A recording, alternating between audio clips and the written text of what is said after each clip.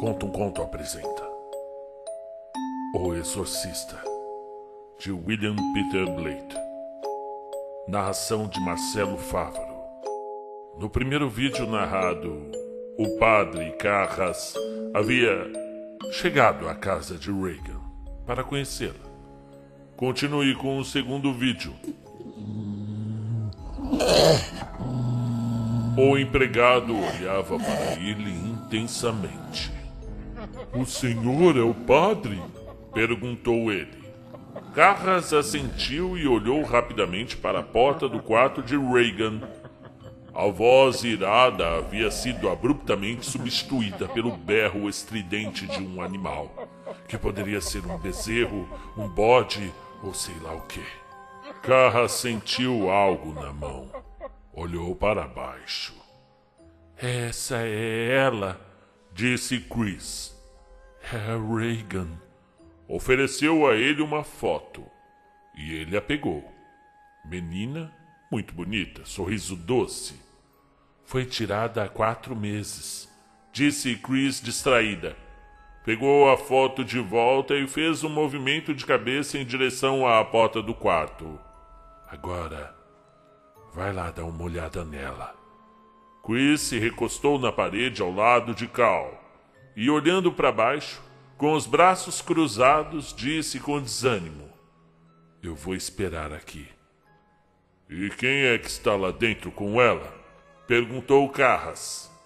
Chris olhou para ele inexpressiva. "Ninguém. Não tem ninguém com ela lá." O padre a olhou por alguns instantes, virou-se franzindo o senho para a porta do quarto, e quando segurou a maçaneta, os sons de dentro pararam abruptamente. No silêncio, Carras hesitou e adentrou o quarto devagar, quase se retraindo com o fedor pungente de excremento que invadiu suas narinas como um golpe. Enojado, ele fechou a porta e, completamente assombrado, viu o que era Regan. A criatura que estava deitada de barriga para cima na cama, com a cabeça recostada no travesseiro, os olhos arregalados e fundos nas órbitas, com um brilho de loucura e inteligência, interesse e ódio fixos nele, observando-o com atenção, ardentes no rosto que parecia uma máscara esquelética de impensável maldade. Carras olhou para os cabelos desgrenhados e molhados, para as pernas e os braços feridos, a barriga protuberante de formato grotesco. Observou os olhos que o esquadrinhavam, analisavam, em movimento para acompanhá-lo enquanto se dirigia a uma mesa e cadeira perto da ampla janela. Carras procurou parecer calmo, até caloroso e amigável. "Olá, Regan", disse ele. Pegou a cadeira e levou até as proximidades da cama. "Eu sou um amigo da sua mãe", disse ele. "E ela me disse que você está muito, muito doente." Ele se sentou. "Que tal me dizer o que houve?" perguntou ele. "Gostaria de ajudá-la." Os olhos de Regan brilhavam forte, sem piscar, e a saliva amarelada escorria de um canto da boca até o queixo. Seus lábios esticados num sorriso ferino de desprezo. "Ora, ora, ora", disse ela com sarcasmo. E Carras sentiu os pelos do seu pescoço eriçados ao ouvir aquela voz profunda e grave, tomada de ameaça e poder. "Então é você. Eles mandaram você." Ela continuou, como se estivesse satisfeita. "Bem, não precisamos temer você." Sim, isso mesmo", Carras concordou. "Eu sou seu amigo e eu gostaria de ajudá-la." "Pode soltar as amarras, então?" disse Regan. Ela mostrou os pulsos para que Carras visse que estavam amarrados com 2 conjuntos de amarra de couro.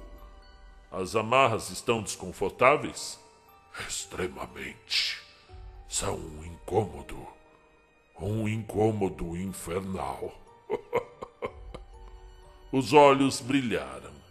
Ela se divertia. Carras viu os arranhões no rosto de Regan, os cortes em seus lábios, onde aparentemente ela os havia mordido. Eu receio que você possa se ferir, Regan, disse ele. Eu não sou Regan. Ela resmungou, ainda mantendo o sorriso assustador no rosto, que Carras desconfiava ser sua expressão permanente. O aparelho de seus dentes não parecia nada coerente, pensou ele. Eu compreendo, disse ele assentindo. Bem, então talvez devamos nos apresentar. Sou Damien Carras. Quem é você? Eu? Eu sou o diabo. Ah, ótimo, disse Carras, assentindo de modo aprovador. Agora podemos conversar. Quer bater papo? Se você quiser. Sim, claro, eu quero, disse Regan, babando um pouco pelo canto da boca. Mas você verá que não consigo conversar livremente preso a essas amarras. Como sabe, passei grande parte do meu tempo em Roma e estou acostumado a gesticular, Carras. Agora, faça a gentileza de soltar as amarras. Tamanha precocidade de linguagem e pensamento, pensou Carras. Ele se inclinou para a frente da cadeira com uma mistura de surpresa e interesse profissional. Você disse que é o diabo? Eu garanto que sim. Então, veja, por que não faz as amarras desaparecerem? Veja, seria uma demonstração vulgar demais da minha força. Afinal, eu sou um príncipe. O príncipe deste mundo. Como uma pessoa muito estranha disse ao meu respeito certa vez. Eu não me lembro bem quem foi. Eu prefiro a persuasão, Carras. Eu trabalho com persuasão. Este é o meu trabalho. A união, o envolvimento comunitário. Além disso, se eu soltar as amarras sozinho, eu nego a você a oportunidade de realizar um ato caridoso. Incrível, pensou Carras. Mas um ato caridoso, disse ele, é uma virtude. E é isso que o diabo tentaria evitar. Então, na verdade, eu estaria ajudando você agora se eu não soltasse as amarras. A menos, claro, disse Carras dando de ombros. A menos que você não seja o demônio. E nesse caso, eu provavelmente soltaria as amarras. Que esperteza de raposa, Carras. Se o caro Herodes estivesse aqui, ele se divertiria. Carras olhou para ela com os olhos quase cerrados, até com mais interesse. O que será que ela quis dizer ao chamar Herodes de raposa? Que Herodes? Perguntou ele. Há 2. Por um acaso está falando do rei da Judéia? Não, eu estou falando do tetrarca da Galileia. Regan gritou para Carras com a voz alterada para atingi-lo com o seu completo desprezo. De repente, ela voltou a sorrir e disse com aquela voz baixa e sinistra. Viu como as amarras odiosas me afetam? Solte-me, e eu lhe direi o futuro. Mas é muito tentador. É o meu forte. Mas como saber se você realmente consegue ver o futuro? Ora, porque eu sou o diabo, seu idiota. Sim, mas, bom, você diz isso, mas não me dá provas. Você não tem fé. Carras parou tenso. Não tenho fé em quê? Em mim, meu caro Carras. Em mim! Algo malicioso se escondia naqueles olhos. Todas essas provas, todos os sinais do céu. Carras tentou se recompor ao responder. Bem, algo muito simples pode resolver a questão. Por exemplo, o diabo sabe de tudo, não sabe? Não. Na verdade, eu sei de quase tudo, Carras. Viu?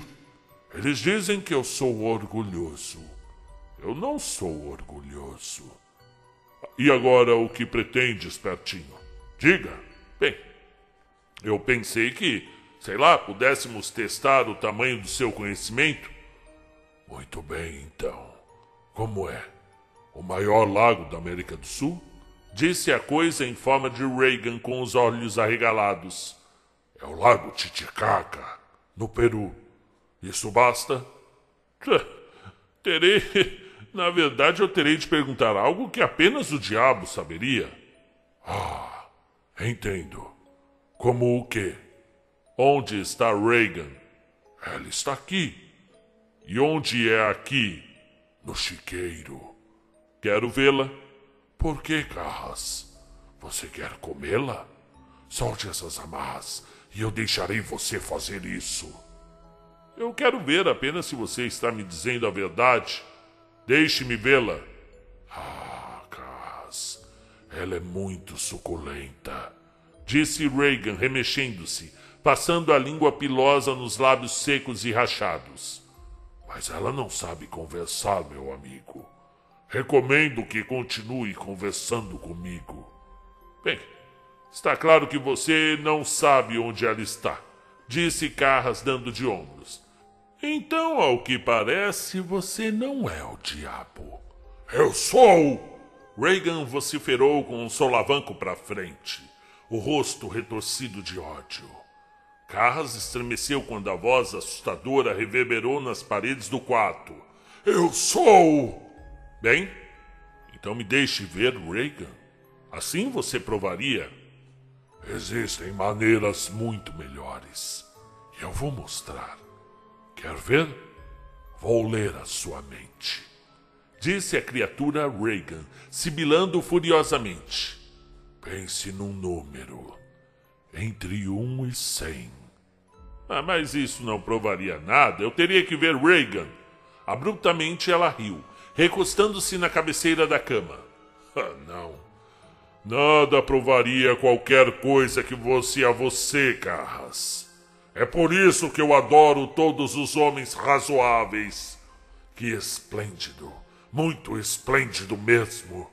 Enquanto isso, podemos tentar iludi-lo. Afinal, agora nós não gostaríamos de perdê-lo. Nós quem? Perguntou Carras com interesse e atenção. Nós somos um bom grupo aqui no chiqueiro. Foi a resposta. Ah, sim. Tem bastante gente aqui. Mais tarde posso pensar nas apresentações. Enquanto isso, estou sentindo uma coceira enlouquecedora que não consigo alcançar. Pode soltar uma das amarras. Por um instante apenas. Só uma. Não. Diga-me onde coça e eu posso ajudá-lo. Ah, muito esperto, muito esperto. Mostre-me Reagan e talvez eu solte uma amarra, disse Carras, contanto que ela... Bruscamente o padre se retraiu chocado, ao ver os olhos repletos de terror e uma boca escancarada num grito mudo por socorro. No entanto, em pouco tempo a identidade de Reagan desapareceu numa nova transformação da fisionomia. Por caridade, retire essas malditas amarras! Uma voz aduladora pediu com um forte sotaque britânico, um pouco antes de a personalidade demoníaca reaparecer num piscar de olhos.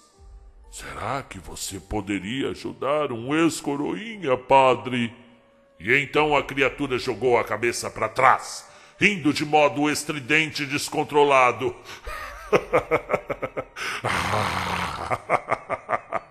Assustado, Carras se retraiu e sentiu as mãos gélidas em sua nuca mais uma vez, mais palpáveis agora, algo mais claro do que uma impressão.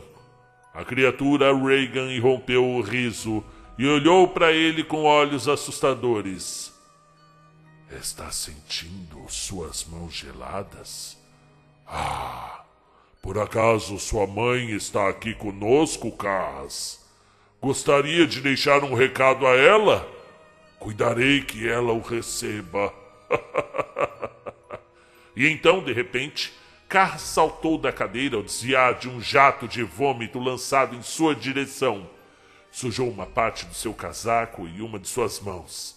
Pálido, o padre olhou para a cama. E Regan, que ria, enquanto da mão dele escorria o vômito no tapete. Isso é verdade. Você deve saber o primeiro nome da minha mãe.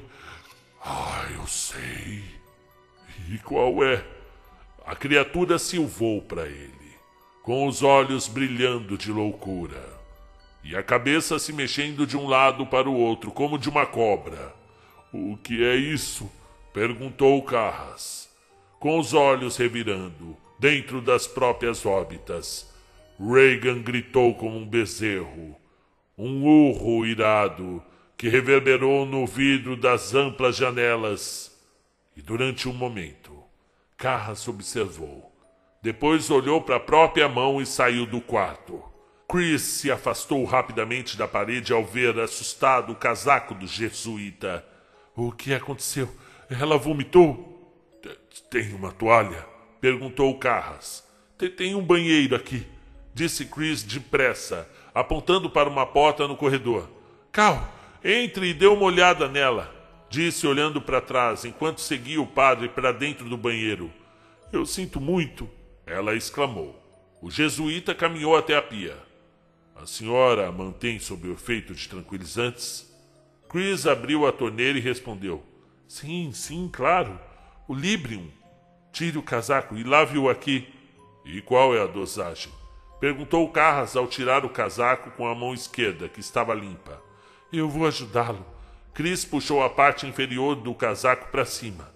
Bem, ela hoje tomou... Ela tomou 400 miligramas, padre.